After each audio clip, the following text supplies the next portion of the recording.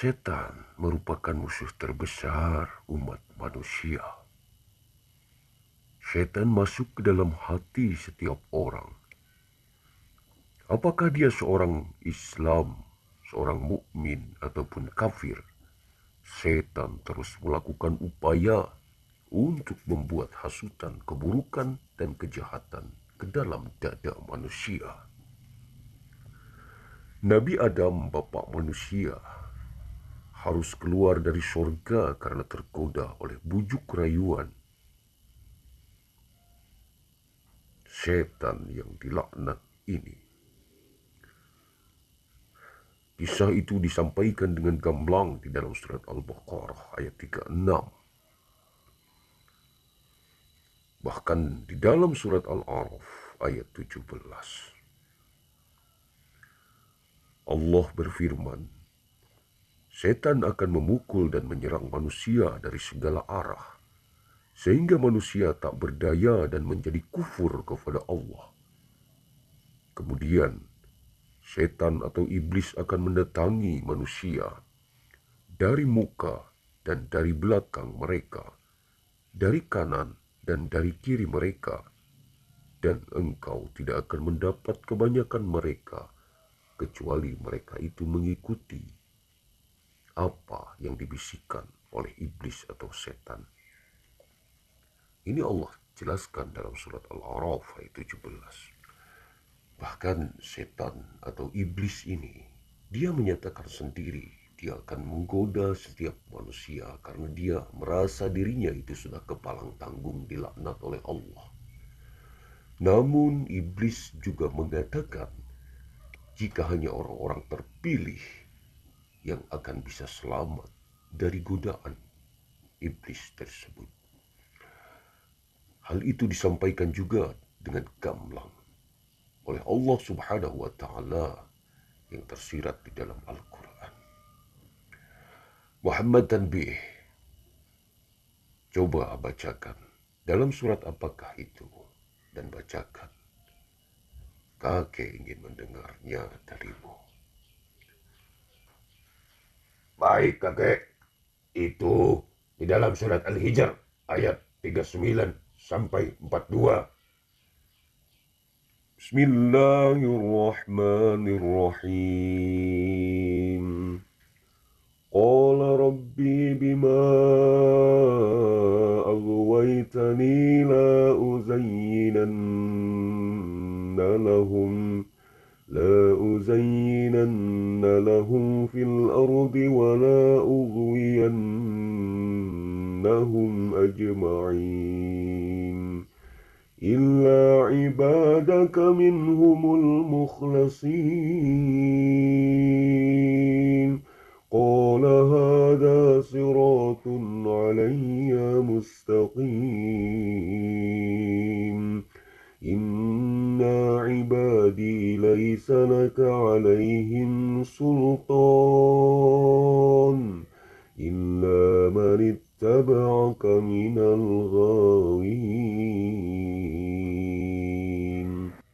Iblis berkata, Tuhanku, oleh karena engkau telah memutuskan bahwa aku sesat, aku pasti akan menjadikan kejahatan terasa indah bagi mereka di bumi, dan aku akan menyesatkan mereka semua, kecuali hamba-hambamu yang terpilih di antara mereka. Dan Allah berfirman, ini adalah jalan yang lurus menuju kepadaku. Sesungguhnya kau iblis tidak kuasa dan tidak akan mampu atas hamba-hambaku kecuali mereka yang mengikutimu, yaitu orang-orang sesat. Masya Allah, Allahu Akbar. Kau membacanya dengan sangat bagus dan mengartikannya dengan sangat tepat.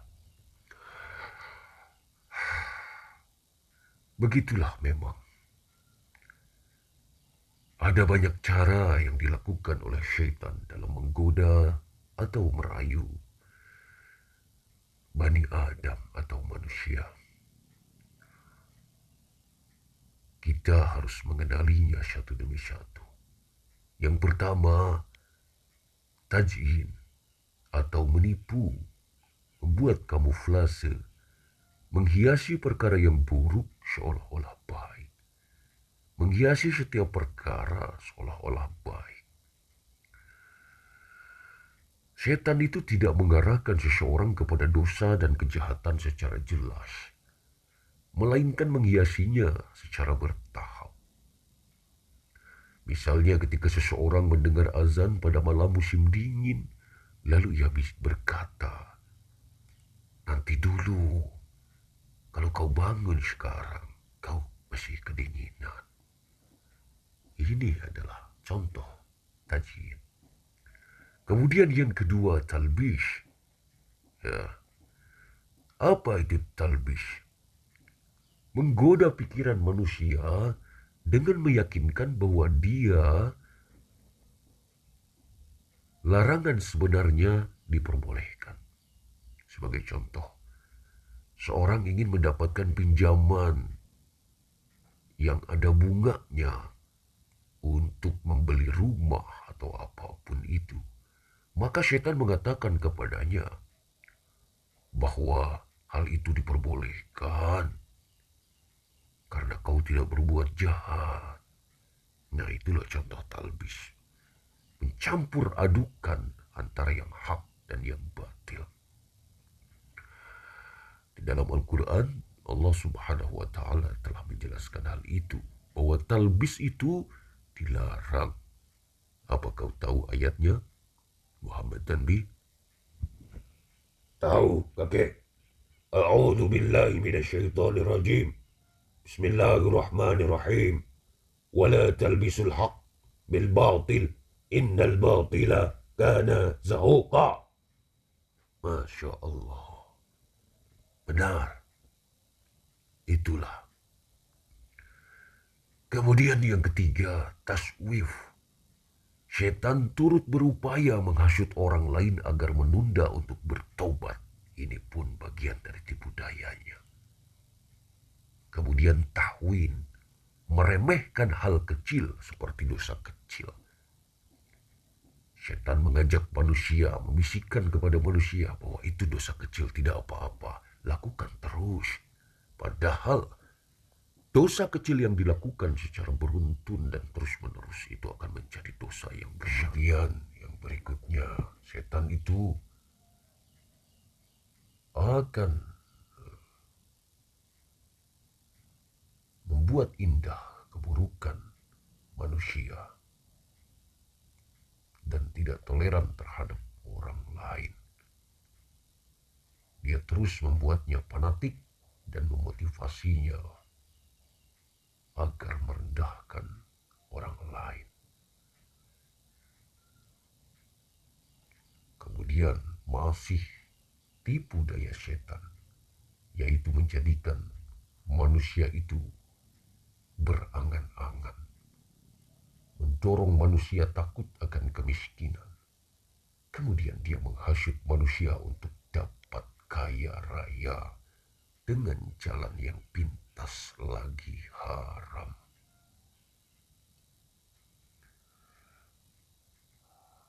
Maka berhati-hatilah dengan tipu daya iblis atau setan.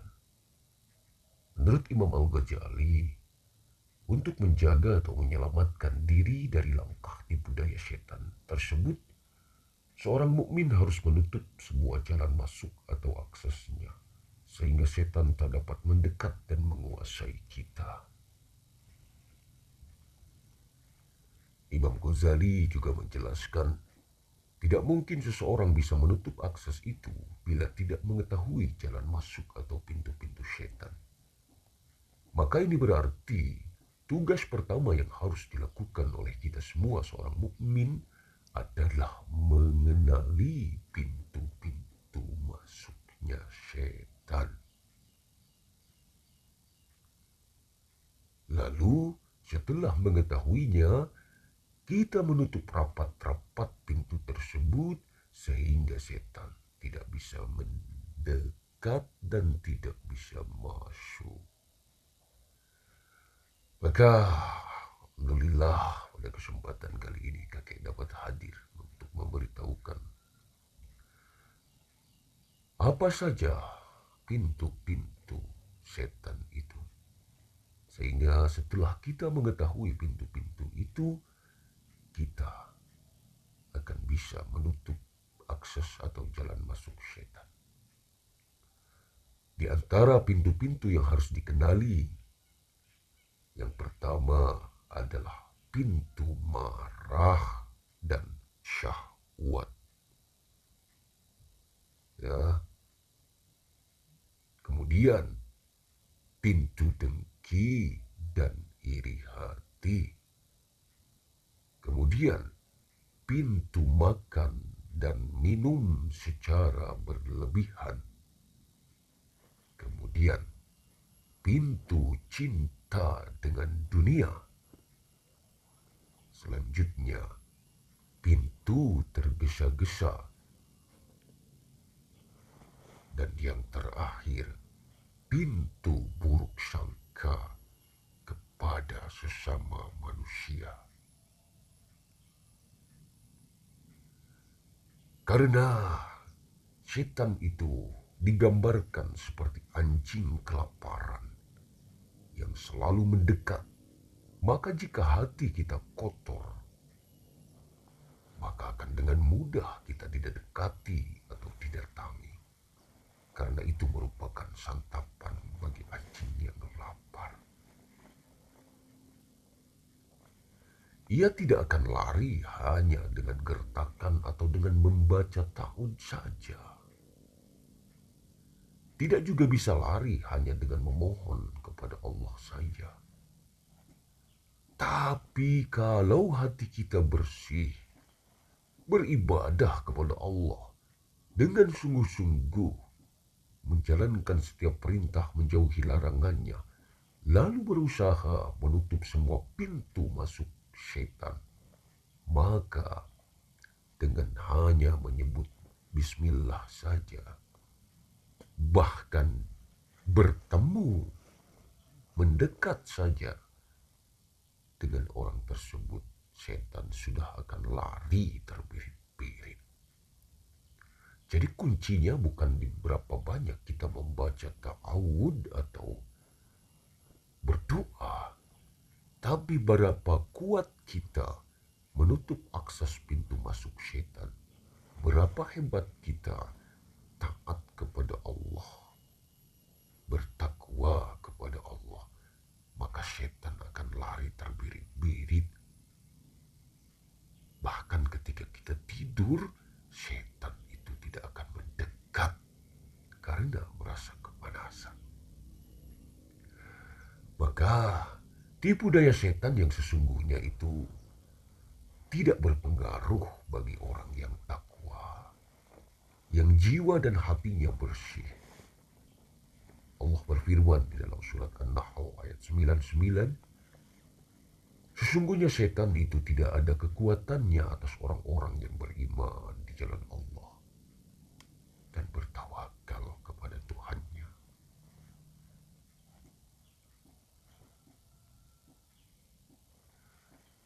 Dan kakek juga akan memberitahukan satu hal. Jangan mencampur adukan antara yang hak dan yang batil seperti firman Allah dalam Al-Quran yang tadi kau bacakan. وَلَا تَلْبِسُوا الْحَقَّ بِالْبَاطِلِ إِنَّ الْبَاطِلَ كَانَ زَهُوقًا. Karena jika kita mencampur adukan antara tindakan yang benar dan yang salah, maka itu akan apa? Akan membuat sesuatu itu menjadi tidak jelas. Ya, menjadi tidak jelas. Maka Imam Jalaluddin di dalam kitab tafsir Jalalain mengatakan kata al-haq dalam surat Al-Baqarah yang tadi kau bacakan itu, Ahmad Tanbih, ya,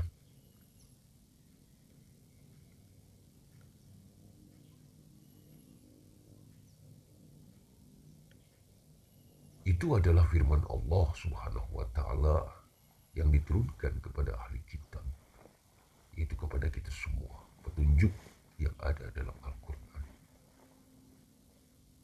sementara kebenaran yang mereka sembunyikan adalah dusta yang mengada-ngadakan. Sedangkan kebatilan pada surat Al-Baqarah ayat 42 tersebut menurut Imam Jalaluddin adalah dusta yang mereka ada-adakan dan menyembunyikan kebenaran.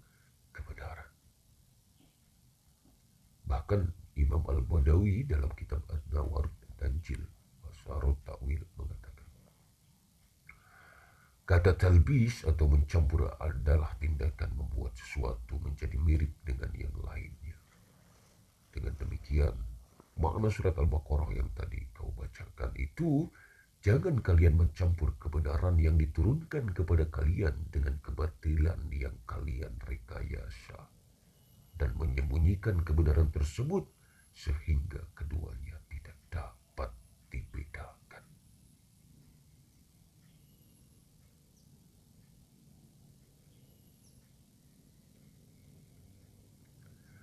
Begitu indah ayat-ayat Al-Quran dengan ungkapan dalih mencari jalan tengah akan tetapi harus menyembunyikan kebenaran. Banyak sekali ayat Al-Quran disembunyikan, baik sengaja maupun tidak oleh orang-orang yang mengaku pandai. Mereka menghilangkan makna hakikinya. Mereka hanya mengatakan apa yang sesuai dengan akal dan pemikirannya, dan meninggalkan apa yang berat dan tidak disukai oleh pikirannya. Maka itu pun termasuk ke dalam tipu daya iblis. Dan ini sangatlah panjang. Namun kakek harus segera pergi. Kau ajaklah Banu Jannah kembali ke jalan yang lurus. Kakek masih sibuk dengan 4 teman merahmu yang membuat kakek sangat kesulitan. Kakek permisi. Assalamualaikum warahmatullahi wabarakatuh. Waalaikumsalam.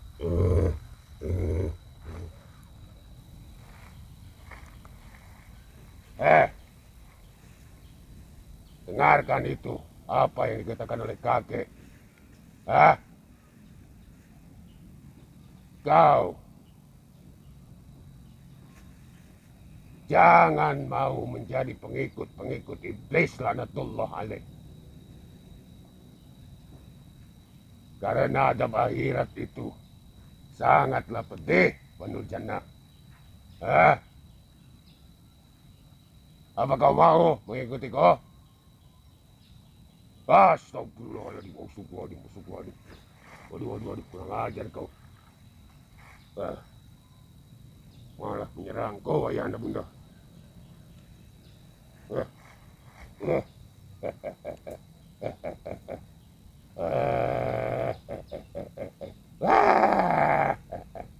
Tidak berguna kau.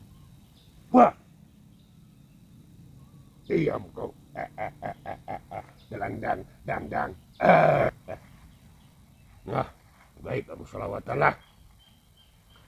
Aduh, biarkanlah dia jadi patung. Tuh, diam di situ. Dia tidak mau bertobat. Salatullah salamullah ala Taha Rasulillah. Salatullah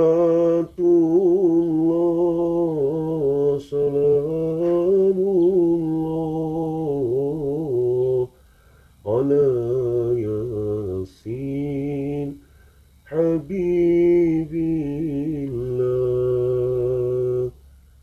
Tawassalna bismillah wa bil hadi rasulillah wa kulli mujahidin lillah bi ahlil bal riyad